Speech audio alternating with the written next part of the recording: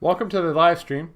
We're going to be talking mostly on Domain 1 today, in Section 1 of Domain 1, where we talk about different types of malware. So we're going to be going over Section 1.1, types of malware, and we're going to start with ransomware and crypto malware.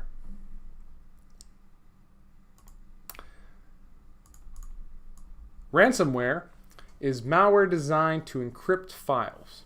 This type of malware will encrypt target device and then demand some sort of payment in return for the decryption key. So how that affects users is users are locked out of their data. They can no longer access their data because it's stored in an encrypted format. And in order to access that data, they need to get a decryption key from the attackers. Hackers will usually demand some sort of payment, usually in the form of cryptocurrency, in exchange for that decryption key for the ability to decrypt the data. Now, from the user's end, there's a risk associated with trusting the attacker. What's to prevent the attacker from making off with your money if you pay them and never decrypting your files? It's just an extra step of work for the attacker. So why should you trust the attacker as the person being affected? And from the hacker's standpoint, they're really trying to get people to pay that ransom. Oftentimes, the cost far outweighs or at least in the victim's mind, the cost far outweighs the remediation steps taken to retrieve the data. And users who have not practiced proper backups, who have not backed up their data regularly, are susceptible to these ransomware attacks, and they might have data that they just can't afford to lose. The data could have sentimental value, or if it's a corporation or organization, that data could be mission or business critical data that is needed for the day-to-day operations of that organization. Normally, the type of currency that the attackers request is cryptocurrency because of its international use and its ease of transfer over the internet. Ransomware attacks do not discriminate. They can target individuals, people, just regular people in regular computers. They can target organizations, government organizations, corporations, hospitals have been targeted, state, federal, local governments have been targeted. Hackers don't discriminate anywhere where they think they can get some money. They're going to target with a ransomware attack. The types of data that can be affected by ransomware include really any type of data. Oftentimes, hackers will try and target data of a sentimental value when they're targeting individuals or users. So this can include photos or personal files, maybe files that are important to the individual, like tax documentation, or say it's a student, maybe portion of their dissertation. When it comes to organizations, they'll target things that are business critical. Financial data, payment data, customer information, all of that that's needed by the organization to conduct their day-to-day business is affected. When targeting hospitals, yes, hackers do target hospitals. They'll target patient data, data needed for the care and well-being of patients. Just demonstrates how evil some hackers can be. When targeting government agencies, anything that affects or that agency needs for their day-to-day operations is fair game for the attackers. And hackers will usually encrypt an entire hard drive or entire storage segment. So they won't discriminate what's on the file. They'll just encrypt the whole thing. Victims, whenever they are targeted by a ransomware attack, will usually receive a message sent by the attacker, and that message will demand some sort of payment and then provide instructions on how to remit that or how to submit that payment to the attackers. Ransomware attacks can be very devastating, and they're quite common because they have proven to be very lucrative for attackers. A famous example is the WannaCry attack from 2017. WannaCry was an exploit, a ransomware attack that was estimated to cost $4 billion worth of damages. WannaCry primarily spread through email using phishing attacks. Phishing attacks are emails designed to get users to click on a certain link or to take a certain action, maybe open up a file. And these attacks affected over 200,000 different organizations. The reason WannaCry was so successful is because it used a exploit developed by the National Security Agency, or the NSA, called Eternal Blue.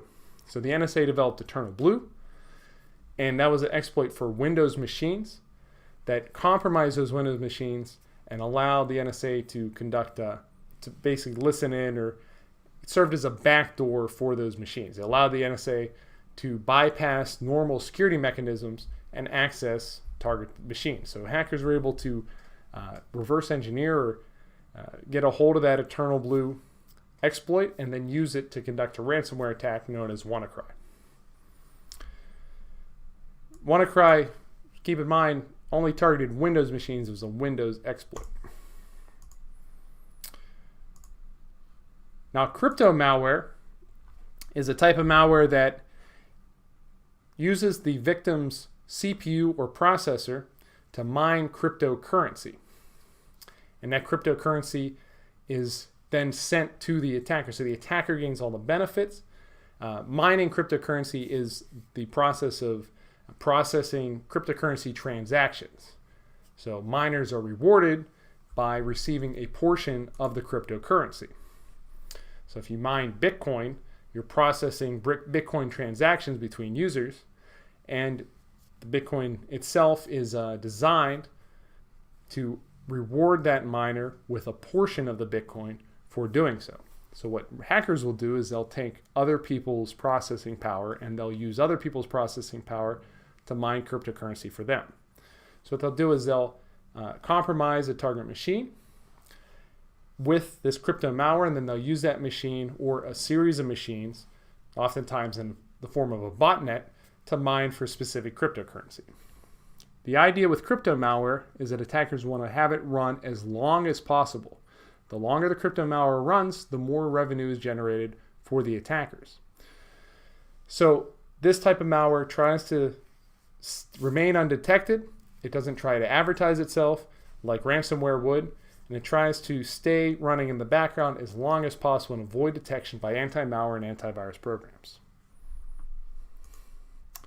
Some countermeasures for crypto malware are to run different types of anti-malware tools. Popular anti-malware tool, and there's a free version available, is Malwarebytes. It's a very good tool that will search for certain types of malware, including crypto malware. Antivirus software also usually includes, modern antivirus software will include anti-malware tools. Using trusted websites or avoiding phishing attacks, avoiding clicking links on emails is a good way to avoid getting this malware in the first place. Remember, WannaCry primarily spread itself through phishing emails, so through links within emails and through attachments with emails. When it comes to protecting yourself from ransomware, proper backups are very important.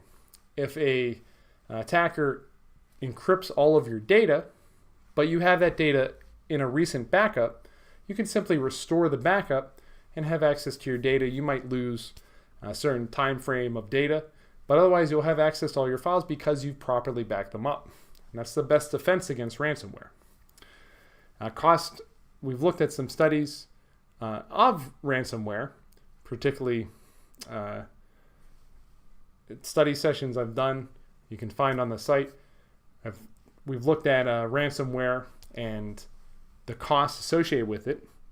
So if you look at those study sessions, you'll see that the cost of backing up your data or restoring from a backup is usually much less than trusting an attacker when you weigh the risk and the benefits from paying that attacker off. And then updating your software, updating your operating system, keeping your systems up to date, your antivirus signatures up to date are very good countermeasures as well.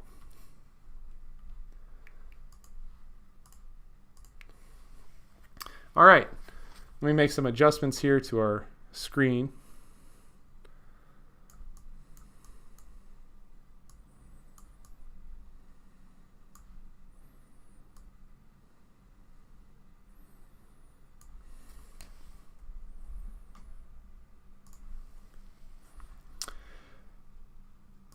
Now remember, if you have any questions during the live chat, please let me know. Just let me know in the chat if there's anything you want to go over. This chat's for you guys. This is entirely up to you. So if you want to go over a certain topic, you have any questions about Security Plus, or there's something that's bothering you, you have any questions, just let me know. We can go over that topic, and it's no problem. That's exactly what we're here to do. But otherwise, we're going to continue with malware, unless there's any other questions. And we're going to get into different types of malware here in a moment.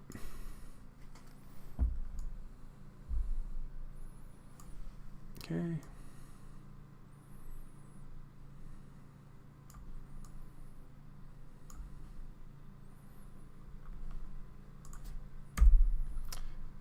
Bear with me for a moment. I just have to set this up.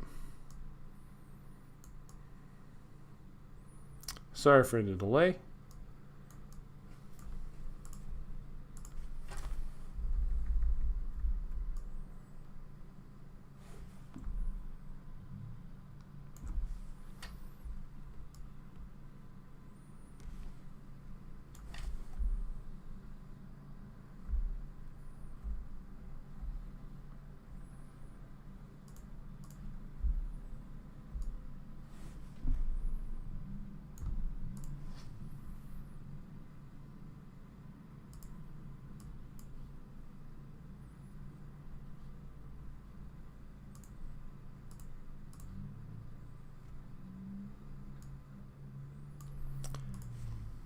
Ransomware attacks have remained popular for the last several years, and they're only going to keep remaining popular.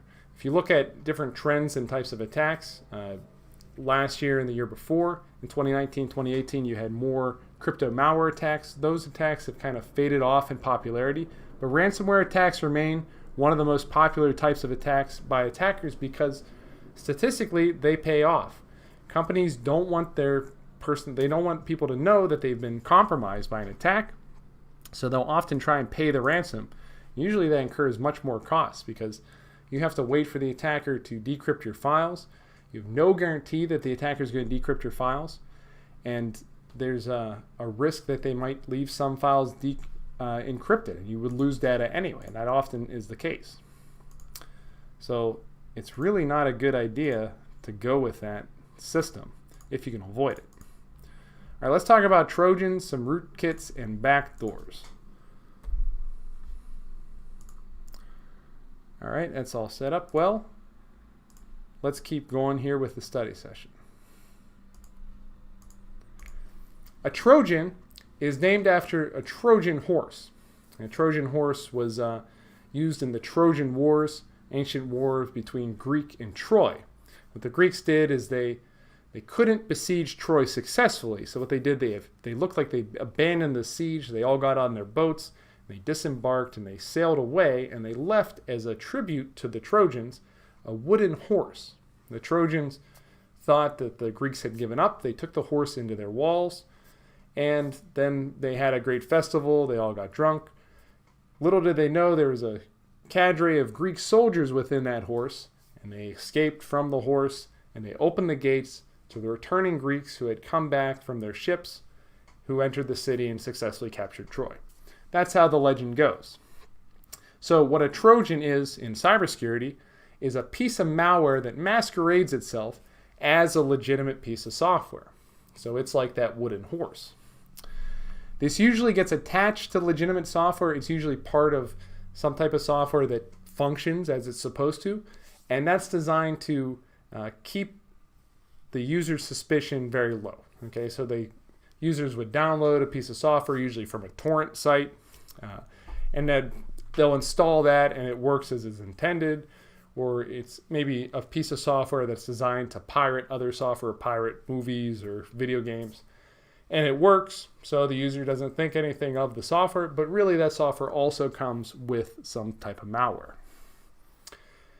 Trojans can include any type of malware, so include spyware, adware, worms, or viruses. Any type of malware can be a Trojan. A remote access Trojan is a specific type of Trojan, and this Trojan is designed to grant an attacker access to a target system. So it gives the attackers a backdoor onto a system.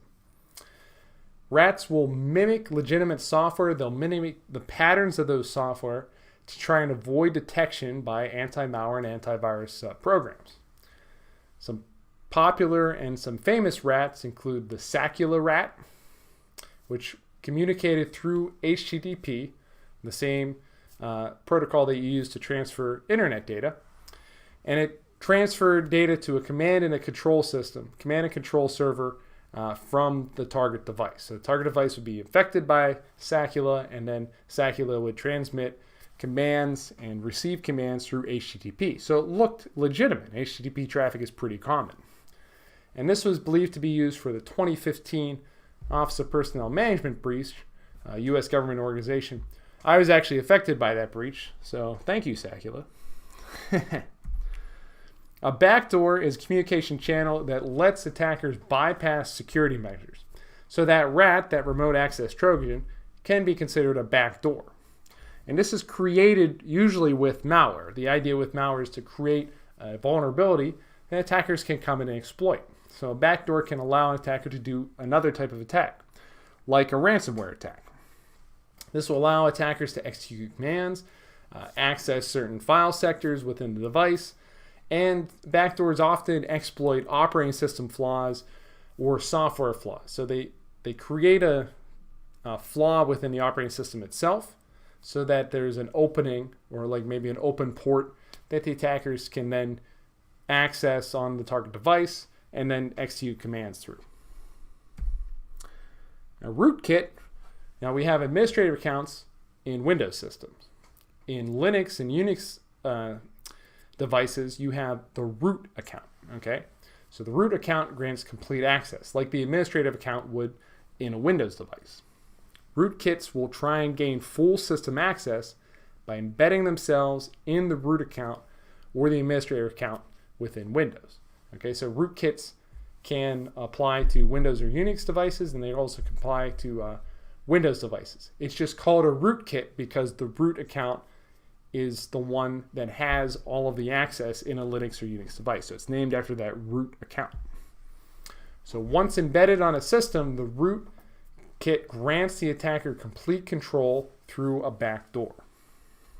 So you see how this all ties in together. Rootkits often try to subvert detection by changing settings. They change their behavior, and because they have control over the root account, they're often overlooked by antivirus or anti-malware programs, or that antivirus or anti-malware program might not have the permissions needed to examine the activities of that account. Other ways rootkits can subvert detection is by disabling certain antivirus features. Because they have administrative access, they can do that, or changing the signature files themselves to delete the signature files that would detect the rootkit. So a lot of antivirus software will end up ignoring the rootkit entirely because the rootkit has set the antivirus software to ignore it. Pretty interesting and tricky way of conducting an attack. Rootkits can be sold on hardware, on hypervisors, on dedicated systems, or different operating systems. You can have them on servers, you can have them on endpoints like a laptop, you can have them on virtual machines with hypervisors. All different types can have rootkits. And they can be sometimes very difficult to remove without damaging the operating systems themselves because they've made themselves a critical piece of that operating system. Okay, let's continue with the study session. Are there any questions so far? If you have any questions, you can reach out, info@cybercrafttraining.com. We have our chat feature available right now with the website, so if you have anything you want to chat on the website, that's fine. If you're on YouTube and you want to ask a question, go ahead, ask in the chat. I'd be happy to answer anything you have. So, okay, that's a good question. Got a question. When removing a rootkit, do you have to uninstall the operating system? And that's a great question. Yeah, sometimes you do have to uninstall the operating system or the firmware. Say it's a piece of hardware, like a dedicated system on a bare metal hypervisor.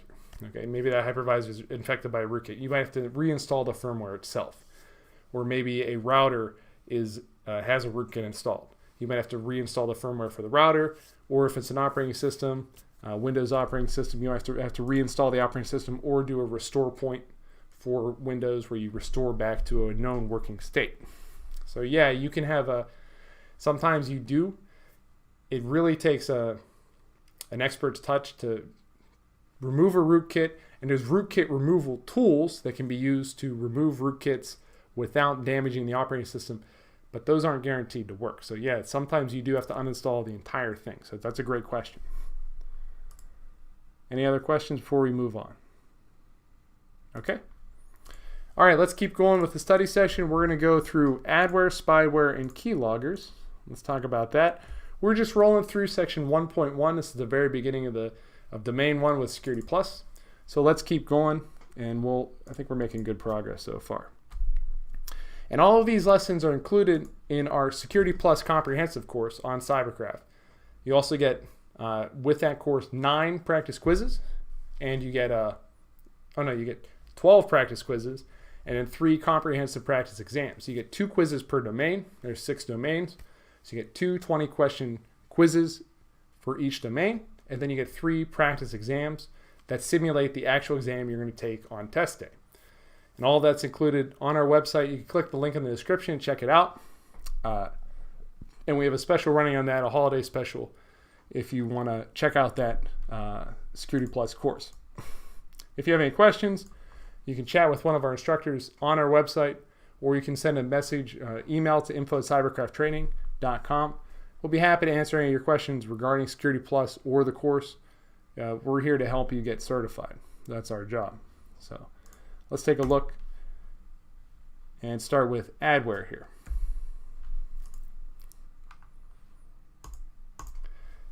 Adware is a type of malware that's used to display pop-ups and display advertisements.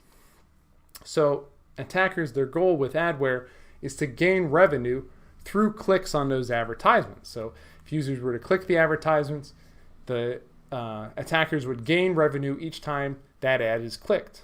Sometimes these ads are used to promote a service that's offered by the hackers, usually illicit activities.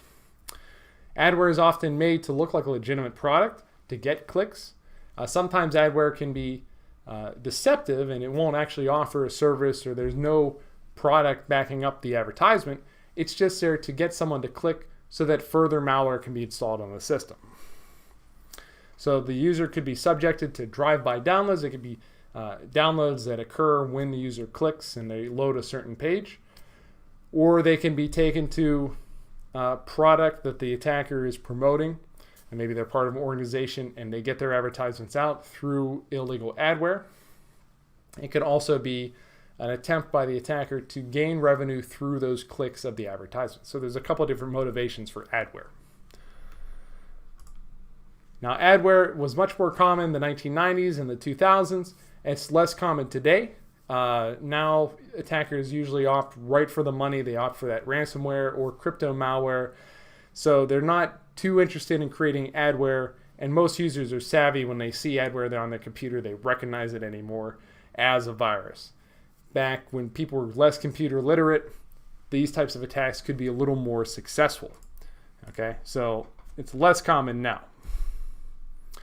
Spyware is a very dangerous type of malware. Different than adware, spyware monitors user activity, and this can include their browsing habits. It can include their mouse activity, their keystrokes, those are called keyloggers, their file usage, and these can be created through normal viruses or propagated through worms, which are self-replicating viruses. And these are used to steal information. Usually attackers use spyware to steal login information for like banking websites or retirement funds. These things that are very critical for a user, and maybe social security numbers, anything that the user types in or any place where they click, their browsing habits, the attackers can gain that information. So they can have a keylogger and they can have a browser spyware, and then the attackers could see what banking sites the user is going to, and then through the keylogger determine their credentials, their username and their password for that site. then the attackers can conduct direct attacks on their banking information or steal their identity. This is very dangerous malware. As we talked about, keyloggers are a type of spyware that monitor, they record keystrokes. So everything you type is going to be sent to the attacker. All those search results you're looking at are sent to an attacker using a keylogger. Think about that one for a second. You really want your search history to be sent to an attacker? Anyway, most spyware includes keylogging. It's very dangerous for attackers. It's a very dangerous type of malware for obvious reasons. So it can be used to steal credentials, private information, complete emails. If you type up an email, all of that information is inputted through a keyboard. So it's very important to keep your systems up to date, to have proper anti-malware and anti-virus software, and that those signature files or that software is kept up to date with the latest threat information. Otherwise, keyloggers can compromise your site or compromise your machine. Okay. All right, I think we're going to end the stream right here, unless there's any further questions. But I think we covered a good bit, and I'm pretty happy with how we did. I appreciate the question. And if anybody has any more questions, or if you're interested in obtaining your Security Plus certification, now's the time. Right now, CompTIA has switched. They're in the process of switching between SY0501 and SY0601, which means you still have time to take the SY0501 exam. You can take that until July 2021.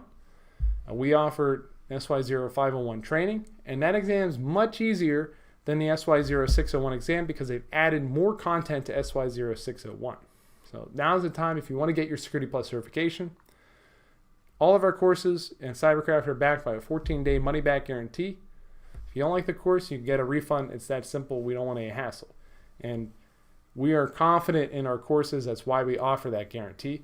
So I invite you to check the link in the description. If you have any questions, let me know. info@cybercrafttraining.com.